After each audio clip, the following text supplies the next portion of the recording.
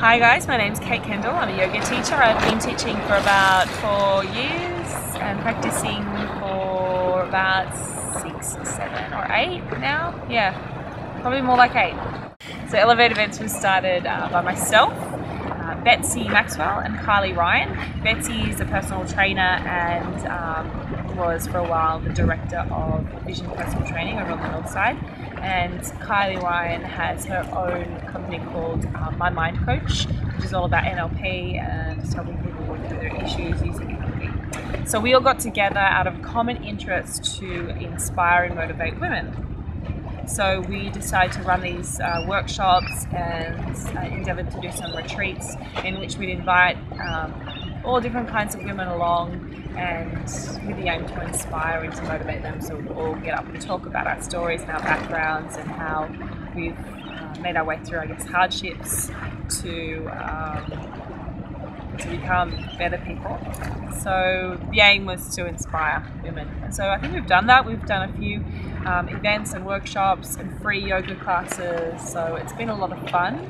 But we're at the point now where we're all doing different things in our lives, so we're going to continue Elevate, but we're going to also open it up to the community, see if other women want to write content for us and put on their own events, and really use us as a starting point and a platform to reach out to other women if they want to inspire people as well. Wonderful. And how would they get in contact with you guys if they want to? They can just get in contact with us through Facebook, which is facebook.com/Elevate Events. Great. Or they could email kate@elevateevents.com.au. Wonderful. Excellent. Or visit our website, elevateevents.com.au. Excellent. So in the situation of Elevate Events and some of the other things that you've done, what's the advantages of partnering up or teaming up with other people? The advantage of teaming up with other people would be that you're just going to reach a greater audience. So as opposed to starting off promoting your business to yourself and your community, you've got, in this example, 2 other people and their contacts as well. And also with something like Elevate Events, just being in it with other women. Well, that's the whole point, was to inspire and motivate and reach out to other women. So it's good to work with other women.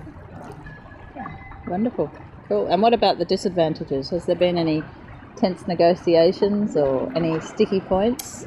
Any advice you'd give to other people who are looking to team up with complementary practitioners? You're always going to get into those situations where you've got different personalities and different viewpoints on certain things, but I think that the reason why Elevate Events worked so well is that we all had sort of common beliefs and values, so it just seemed to work anyway. So did you take time to write those down? Yeah, when definitely. you got together? Yep. We wrote them down, we agreed on certain things. We were very lucky in that we all got along really well anyway, so it meshed, and that's why it worked. Wonderful. And has worked. Good stuff.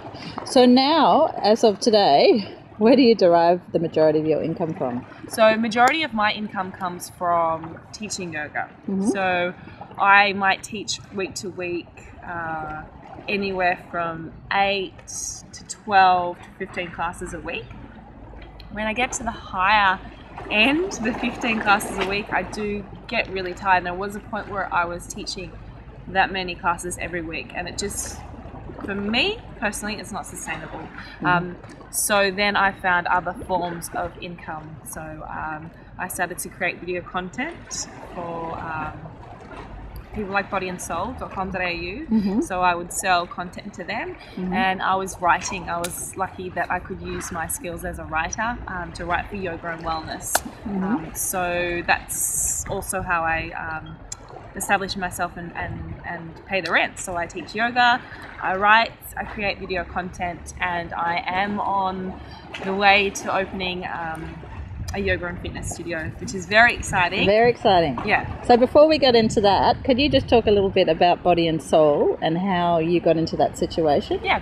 So I had to be quite persistent with the editor and with the writers. So one piece of advice for anyone I can give to you if you think that you want to create content for publications is to not be disheartened if you get turned away straight away, because you really have to establish relationships and keep asking and looking for the right times when editors aren't on deadlines. Yes. And make sure that you they know who you are. Yeah. So did you write your own press release, or did you have any help? I sent them just a little sample of some of my video content. So I was a bit proactive in terms of doing that. And finally I got through to them. It did take a while. I think it took about 6 months of me sort of checking in with them every month or so, and then something coming up and they're going, okay, we can use that yoga teacher, and then that's how that relationship started. Wonderful. So tenacity pays off. Absolutely. Yes. Great. And so how did you come to, did they present you with a contract, or did you present them with a contract, or did you negotiate pay? I essentially got together with them and got together with the online editor, sat down and had a chat and presented her with some ideas of what we could do for the coming sort of 6 weeks. So presented her with ideas on a yoga sort of program that we could do for the readers for upcoming sort of 6 weeks, and that's we really took off from there. So how many times have you done it now? I've probably done a good 12 to 16 spots for them. So there's been quite a few. Great. And have you noticed any influx in your business? Any turn up in your business? There's only so many classes that I can teach. I'm actually at the point now where I won't take any more clients on because it's too much. And I was saying before, you can overwork and work yourself into the ground and always be tired. So the thing that it's done mostly for me has created more of a following through social media, say through Facebook, through Twitter. So I really plan to use that community to reach out to for Flow Athletic when we open the Fit Yoga and Fitness studio. Wonderful. So how many privates are you teaching versus public classes at the moment? Okay, so I would teach about 3 or 4 group classes a week, and then the rest of them are privates. So, sometimes 5 or 6 privates a week. Wonderful. And how much do you charge for a private? So a private, I will generally charge, I started off when I first started teaching, charging $80 for a private, and now I'll charge $100 for a private. I really think actually that I can put my prices up a bit now, because the one thing that you've got to remember for anyone who's a bit afraid to charge that much is that it's your time, and your time is really valuable, and you need to value your time, because if you don't, who will? So I used to be really scared of charging $100 for a private, but actually your skills, you've obviously done your training to be a yoga teacher, so you should be, I think, valuing your skills and your time a lot more.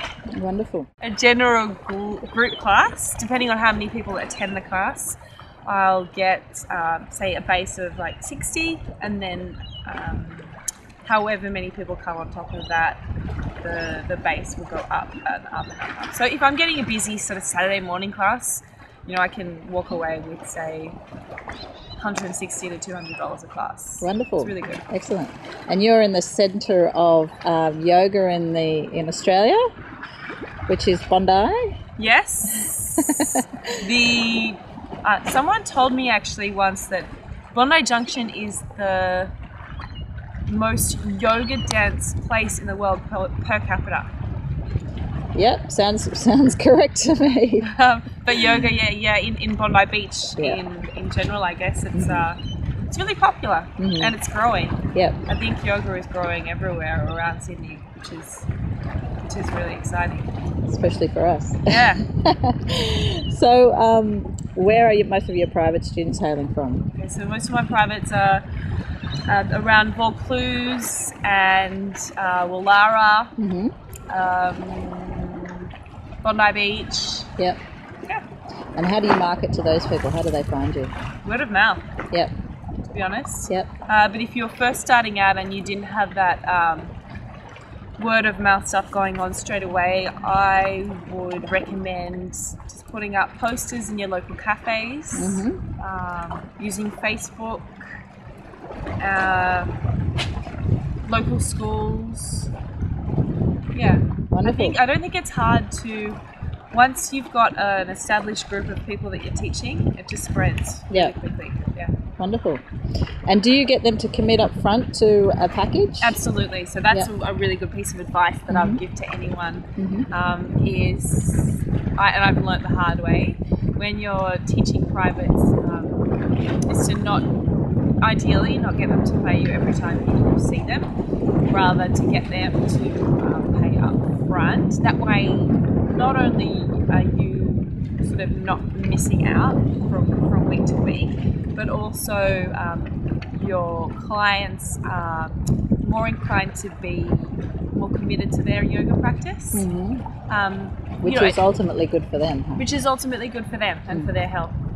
I do have a cancellation policy, so they can cancel within 24 hours, and often that gives me enough time to find someone else to fill that spot. So, yeah.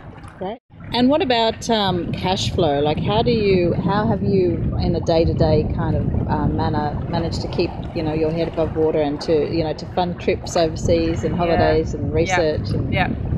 So the one thing, I love my job, but the one thing about being a yoga teacher is that from week to week you're not sure what's coming in, but the more experienced I've become, the more I've sort of been able to pan that out to be fairly consistent.